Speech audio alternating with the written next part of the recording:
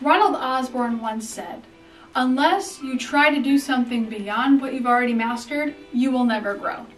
Today's story comes from someone who changed the game of chiropractic forever.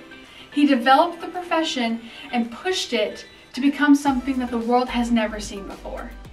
Welcome to Chiropractic for Life, the development.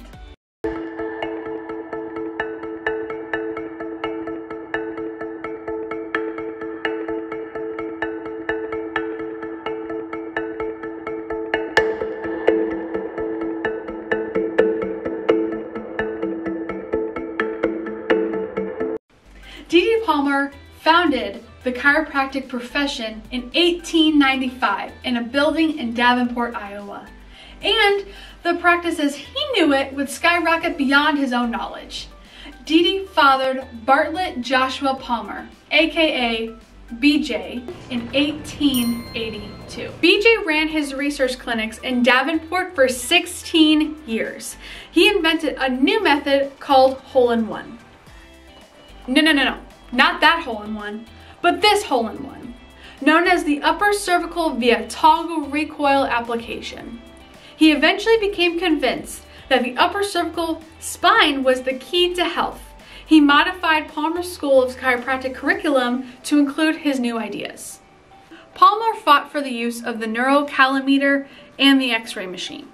BJ would become the developer of chiropractic,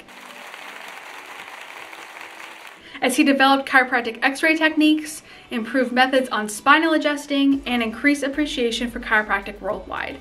And he was often the center of controversy. Because of the amount of controversy, BJ was forced to deal with many legal and legislative issues. Between getting licenses for chiropractors and financial problems with the school, it was very difficult, but worth it all. D.D. and BJ were both accused of practicing medicine without a license. D.D. was actually convicted and thrown into jail. People, I'm afraid. Leave me alone! Hundreds of chiropractors went to jail for practicing, and they were willing to stay in jail rather than pay any fines because they were adamant that they weren't practicing medicine at all. In fact, Louisiana was the last U.S. state to allow chiropractic to be practiced in 1974. The Universal Chiropractic Association, the UCA, was the first nationwide legal defense system for chiropractors. It was created in 1906. By that point, BJ had already assumed leadership over the Palmer College of Chiropractic. BJ married his wife Mabel Heath in 1904. And in 1906, they birthed a child, David Daniel Palmer. I know. Confusing. Like his relationship with his father, BJ was also estranged from his son for a number of years due to David's choice to go to a different university than the Palmer School of Chiropractic. It turns out that David knew that he was going to eventually inherit the school, and so he wanted to be able to get a business degree in order to manage it well. But that's a story for another day. Anyway, in 1913, BJ was accused of patricide. You heard me. Patricide.